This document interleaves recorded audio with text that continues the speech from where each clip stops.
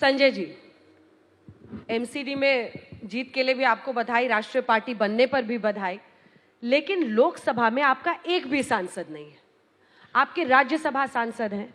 अब ऐसे में आप मोदी को कैसे चुनौती देंगे? और 24 में आप कह रहे हैं कि अब हम ही प्राइम, जो मतलब मोदी वर्सेस केजरीवाल होने वाला, कैसे? देखिए, पहली बात तो अंजना जी, जहां राज्यसभा में हम लोग हैं वहां कितना ये लोग दुखी रहते हैं हमसे, ये पूरा देश और आप लोग भी जानते हैं इस बात को। अभी सुशील कुमार मोदी जी ने एक बात कही कि विपक्षी एकता एक मरे हुए घोड़े के समान है। मैं बड़ा सम्मान करता हूं इनका। ये तो खुद विपक्ष की राजनीति से निकले। सुशील कुमार मोदी जी जब इस देश में आपातकाल लगा तो उस आंदोलन से निकले हुए नेता। और क्या हुआ था मालूम है आपको? जनसंघ बनी 52 में, 25 साल बाद इन लोगों ने कह दिया अब हम अपना दल नहीं चला सकते, हम मर्जर करेंगे, अपनी पार्टी खत्म कर दी। 77 में जनता पार्टी में चले गए, फिर 80 में आए बीजेपी लेके, 84 में इनकी 2 सीटें आई पूरे देश में। और हमारे भारत के स्वर्गीय प्रधानमंत्री अटल बिहारी वाजपेयी जी ने एक बार कहा था, 96 की जब देवेगौड़ा जी की सरकार बनी थी तो उन्होंने कहा था 2 पैर से इंसान चलता है, 4 पैर से जानवर चलता है, 13 पैरों से चलने वाली देवेगौड़ा जी की सरकार। और देखिए भारत की राजनीति का एक करिश्मा कि उनको खुद 23 पैरों की सरकार चलानी पड़ी। तो राजनीति में ये, जब वो पहली बार अटल बिहारी वाजपेयी जी प्रधानमंत्री बने देश के, तो 23 दलों का समर्थन लेके बने।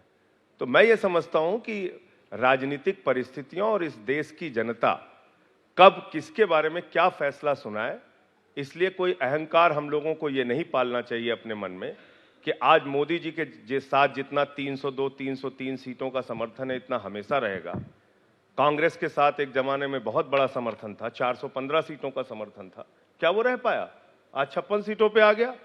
अब आते हैं बात जो मुद्दे हैं इस देश के। महंगाई कैसे मुद्दा नहीं है?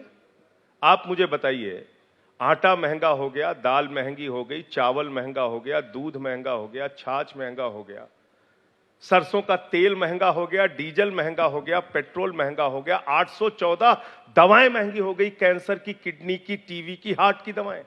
आम इंसान की जिंदगी कितनी दूभर और कितनी दुश्वारियों में उसको जीना पड़ रहा है, क्या इस बात का अंदाजा है सरकार को?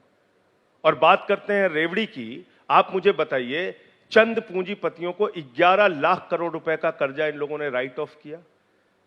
एक ही व्यक्ति को सारी संपत्ति देते जा रहे हैं, वो देश का दुनिया का दूसरे नंबर का अमीर हो गया। लाखों करोड़ रुपए हिंदुस्तान के बैंकों का लूटकर चंद पूंजीपति देश से बाहर भाग गए। कहते हैं साहब हमें पता नहीं ललित मोदी कहां है। आप बताइए, सुष्मिता सेन जी के साथ ललित मोदी जी उनको मिल जाते हैं। हमारी एनआईए को, सीबीआई को, ईडी को, हमारे देश की जांच एजेंसियों को ललित मोदी नहीं मिल पा रहे हैं। तो फाइनेंशियल करप्शन, जो बड़े बड़े घोटाले इस देश के अंदर हुए, अभी सुशील मोदी जी कह रहे थे कि कोई घोटाला नहीं हुआ, बैंक के बैंक खाली हो गए।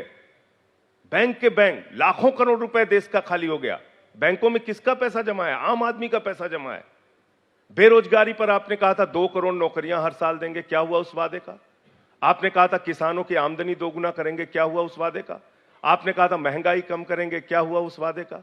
आपने कहा था बुलेट ट्रेन चलेगी, किस रूट पे चलती है बता दीजिए। आपने कहा था काला धन लाएंगे, काला धन दोगुना हो गया। आपने कहा था कि हम विदेशों से काला धन लाके हर खाते में 15 लाख देंगे। कई नौजवान बेचारे जो है वो चले जाते हैं, कर्जा ले लेते हैं। आगरा में एक घटना हुई थी, एक 8 लाख रुपए एक नौजवान बाकी था, उसको थानेदार ले गया, पीटने लगा तो उसने कहा थानेदार साहब अब मत मारना, 15 लाख आ रहा है मोदी जी का, पैसा वापस कर दूंगा। ऐसे देश की जनता को आपने गुमराह कर करके वोट ले लिया। ये तमाम मुद्दे होंगे जो आएंगे समय पे, और 24 में इसका फैसला होगा।